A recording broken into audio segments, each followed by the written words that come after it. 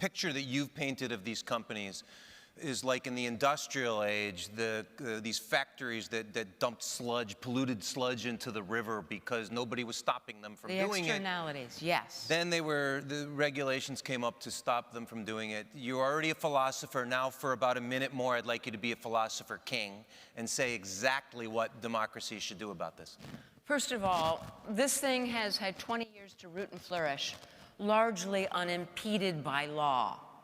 That's to say that we're at the beginning of this, not at the end. So we have to understand that the route now moves through politics. Only democracy, only law, only a new regulatory vision will rein in surveillance capitalism. By the way, in the massive Pew Research study published just this past week, 81% of a US sample says that the risks of corporate surveillance outweigh the benefits. 81%. If you want to see what's coming in the future, pay attention to that number.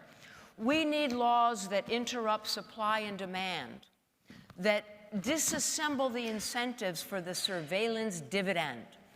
That means we interrupt supply, taking our experience without our knowledge, and therefore without our consent or the right to combat, must be simply illegal. Let's call it what it would be called in any first or second or third grade classroom.